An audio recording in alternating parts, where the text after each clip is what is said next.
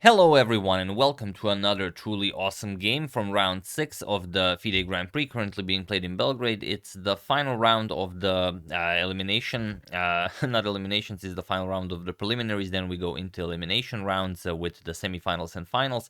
It's Dmitry Andreikin versus Etienne Bacrot, and I know you guys are very excited due to the position from the thumbnail. Yes, it is going to be a very exciting game, but what's special about this game is that usually when you have one player winning a game and the other one losing, there's one player is very happy and of course the other player is sad. But what's special about this game is that it made one player very happy and two players very sad. So we're gonna explain what this means, but only after we check out the game. So Andreikin with the white pieces opens with d4. We have d5, knight to f3, e6, c4, and d captures on c6. So the Rosenthal variation of the accepted queen's gambit. We have e3 going after the c4 pawn, and now knight to f6. Bishop captures on c4 and c5. Now challenging the center here. Now we shift to the classical defense. Castles and now a6. Preparing to further expand on the queen side with b5 and so on. We have knight b to d2. Knight b to d2, and now c captures on d4 first. We have knight captures on d4, and now bishop to c5. So still waiting with this b5 idea. Could be a little bit dangerous as there's always tricks like queen to f3, and then black will run into some developing issues. And now knight 4 to b3, and this here is a new move, so already as of move 9 we have a completely new game. But just to show you, for example, if b3, which is a known move, we can just play it like this, then you don't really lose a pawn here, even though it looks like you are. For example, bishop captures, e captures, queen captures. After bishop a3, that black king will not have a very good time in the center of the board. It's going to be all white for the rest of the game. So instead we have knight 4 to b3, attacking the bishop now, and it is Etienne to move. This is now a completely new game. So bishop back to e7 and bishop back to e2. You know that b5 is coming. This will force the bishop to move either way, and you want to bring your knight to c4 as that b6 square is looking very, very good for the knight. So here b5, we have a4 now, challenging the setup. B captures on a4, rook captures on a4, and now black castles to safety. We have knight to c4 and bishop to d7 first. Not going for the queen trade just yet. First challenging the rook here, rook back to a1, and only now knight to c6. We have knight b to d2. Now the knight is being shifted to f3. Not a great square for the knight on b3. We have knight to d5 and knight to f3. We have knight c to b4. A lot of horsing around here, and bishop to d2 now. Queen to b8, now preparing to bring the rook into the game. Also just adding more the defense to this b4 knight, and now knight c to e5. We have bishop to b5. As the bishop here is attacked, you do not want to allow this knight to get to d7. So first bishop to d5, we offer a trade of bishops. Bishop captures on b5, queen captures on b5, and now knight to d4, chasing the queen back. Queen to b7, and now queen to b3, saying if the knight moves, of course, we will just capture the queen here. So queen to c7, getting the queen out of the way with an attack on the knight here, and now knight d back to f3, guarding the knight on e5. We have rook f to b8. Now black's rooks are very nicely developed, and rook f to c1, attacking the black queen on c7.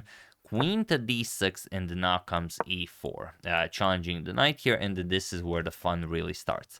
So what do you play here? Your knight is attacked, your bishop here from d2 guards all of these squares, so you can't go anywhere on this side of the board. You have to go back. You can go knight b6, you can go knight to f6. Knight to f6 seems like a perfectly nice idea. However, here knight to c6 was played, now opening up a discovery on white's queen. And what do you play now? Well, again, there are a couple of moves you can play here. For example, you could just go for this trade. Rook captures here, you attack the black queen, black captures white queen, white captures black's queen. For example, bishop captures on d6, we're going to capture on d5, we're going to capture on e5, and after knight captures on e5, rook captures on b2. Now, as the bishop is hanging, we're going to defend it. Knight f3 captures here, and now you would have a bishop and the knight against the rook, but black would be up 2 pawns, so it would be sort of a trade-off. White should always be a little bit better here, but nothing too serious. However, after knight to c6, and why this game is so enjoyable, Andreikin doesn't go for a rook captures on c6, rather he plays queen captures on b8. He offers a full queen, and not a full queen, he offers the queen for some very nice counterplay. Now, what can be played here? Obviously, you could capture the queen with the knight, you could capture the queen with the rook, and you could capture the queen with the queen.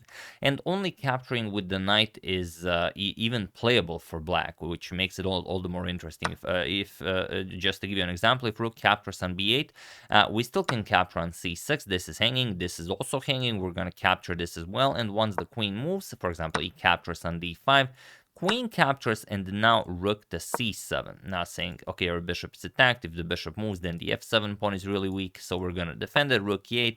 Now rook captures on a6. This rook is coming to a7. Then there will be just, insane pressure on the 7th rank. So rook captures on b8, not really all that impressive. So after queen captures on b8, we could play queen captures on b8, but this is pretty similar. But now we capture with the knight, as there's a nice fork incoming. Queen captures on b2, let's say e captures on d5. Now we're still threatening to pick up the bishop, and after bishop to c5, we can play d captures on e6. And it's a very, very sad position for black. Let's say f captures on e6, rook 8 to b1, chasing the queen away, queen a3. Again, not much for black to look for here. It's just a rook and two knights for a queen. Not a lot of fun. Even with the outside pass pawn, it's not going to be playable for black. So instead, after this queen captures on b8, obviously only the knight can capture, and this is what Etienne plays. He plays knight captures on b8, and now rook to c8 with check, with bishop to f8, and now e captures on d5. And now what we get here for giving up the queen is that it's not all that easy to develop the queen side. The bishop here is stuck, as you can't move. The king is still on g8, and you always have to worry about stuff like knight d3, bishop to b4, going sorry about that arrow, going after that queen and the bishop, and then the f8 square just gets annihilated. So can black even hold this? Well, the question is yes, but you have to play queen captures on d5. Here, Etienne plays e captures on d5, and now black is completely busted. However, he is very lucky here, as Andreikin does not find it. He plays rook to c1 instead of the immediately winning rook to e1. Point is that, as we said, the knight can't really be played as the rook on a8 is hanging. So your idea is to play knight to d3 with tempo to threaten bishop to b4, and then this rook is coming to e8. So it's very, very tricky, and there's not much you can do here. Just to give you an example, if rook to a7, we just continue with knight to d3. This is the threat, and now what do you play? If knight to d7 to keep an eye on the bishop here, still bishop to b4 attacks the queen, and let's say queen b6. Now we play rook e to e8, and there's no way you hold all of this. Everything is nicely defended. There are no threats along the back rank, so there's really nothing to do here. If you play g6 to try and get away, there's even ideas like knight to f to e5. Just everything is getting destroyed here. Then if the knight moves, then just bishop captures here and the game is over, or rook captures also works. Everything works here. And on the other thing, after rook to e1, if you don't play something like this, you could play f6. Let's say you just want to get rid of the knight or something like that. Let's say knight to d3, and now a5. Let's say, okay, you stop bishop to b4, still just rook e to e8, and that's it. There's no playing this position. So that was in the position. However, Andreikin missed it. He played rook 8 to c1. He had some different ideas, but now f6 seems like a pretty good option. And now you don't really have anything with knight to d3 because you can't combine it with the idea of rook from e1 coming to e8. So here we have knight to c6. Knight to c6, attacking the knight here. If the knight moves, then the rook will be captured. However, this is the best idea. We should just capture the knight here, and after the rook is captured on a8, now we play queen to d7. And the game nicely continues with good play for both sides. However, here after knight to c6, we have a5 by black, not going for stopping this bishop to b4 idea, but now it's much easier for white to play this here. Rook to d8, attacking the queen, queen to c7 now, and now knight f to d4. So really mounting the pressure. And how can black do something here? Well, again, knight captures on c6 is the best option. Queen to b7 was played in the game, but knight captures is again best. because after the rook is captured, now it seems like you can't do anything. You can't capture here because the queen would hang. You can't really do all that much. But after queen to b7, now the rook and the knight on d4 are hanging. And here white wouldn't really have anything better than to capture on f8. King captures, rook captures on c6. And after queen captures on b2, yes, it's still 3 pieces for the queen, but at least you have a passed a-pawn to keep it interesting. Black would have actually a very good game here.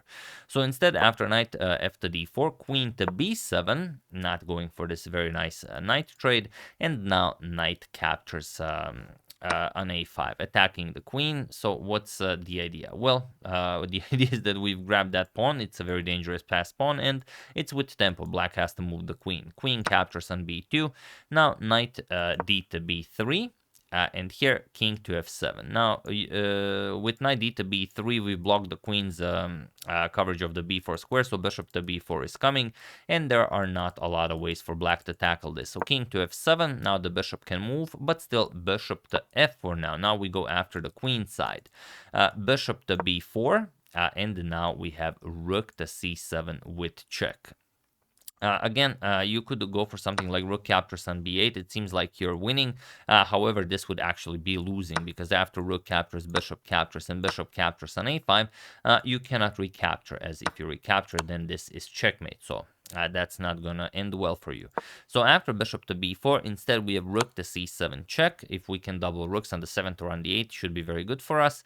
King to g6, Bacrot will very nicely hide his king here, and now rook to g8, going after rook captures on g7, but now just bishop captures on a5. There's always king f5, and there's not all that much white can do here. So knight captures on a5, and now comes rook captures on a5, and this is where things start to go incredibly wrong for Etienne. There's no reason to capture this knight. There are many other moves that black can play here. This rook captures knight is not a losing move for black, but it really makes life super difficult for black. So here rook captures on a5 was played, and now there's one move that can really make a lot of problems for black. Feel free to pause the video and try to find the move that keeps the game going for white while I give you a couple of seconds.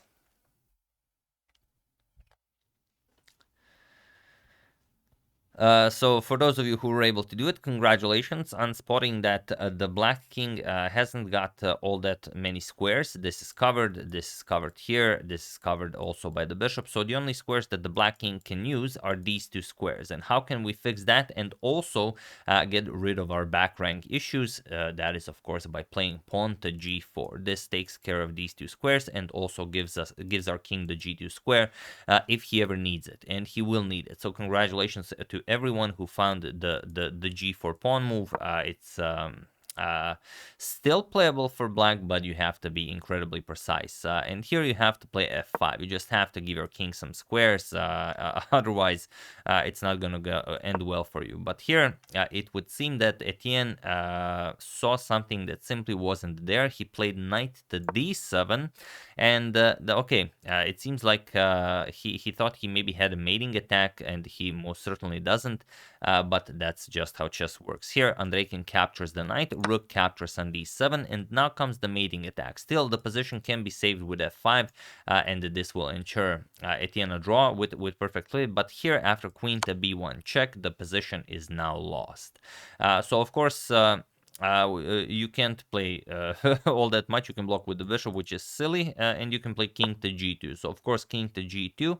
Now comes queen to e4 check, and of course, okay, you can't go anywhere on the back rank because of rook to e1.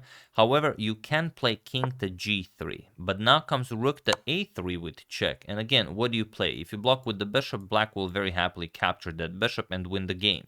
But here, just king to h4, leaving the bishop under attack, and it was in fact in this position on move 42 that Etienne Bacrot resigned the game, as there is nothing more to be done here.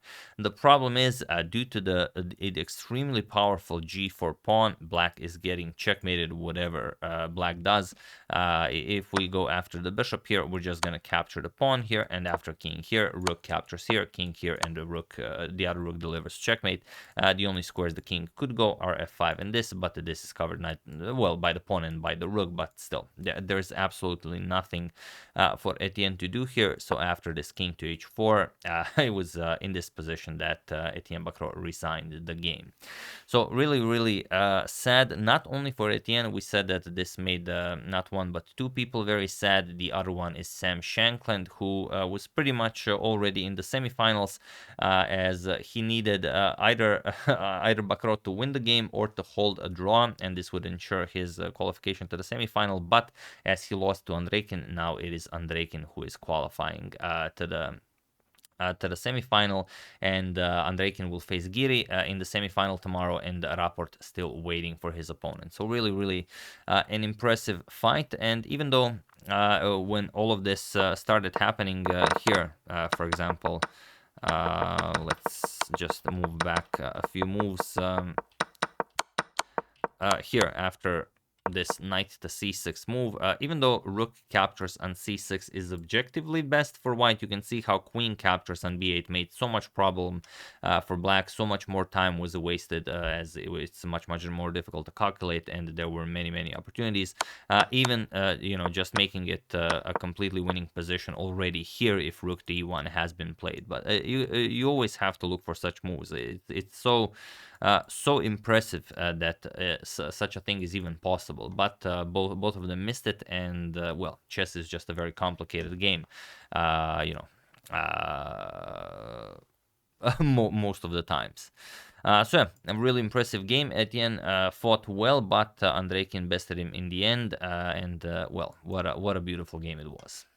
So yeah, that's the game. Hope you guys enjoyed it. If you have any other favorite games of yours from round 6, do share in this comment section below using hashtag suggestion. I will of course look into it, and if not, we're gonna check out some games from the semifinals that start tomorrow. So yeah, once again, hope you guys enjoyed it. I would like to thank you, congrats for the new job, Elizabeth Tikoko Meow Meow. Greeting from Zdravko Bus, Zulong, Closebox.com, and Lucas Teokaris for your contribution to my channel. Thank you a lot. I really appreciate it.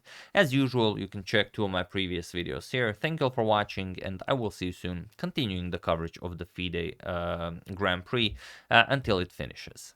So thank you all. I will see you soon, and have an excellent rest of your day.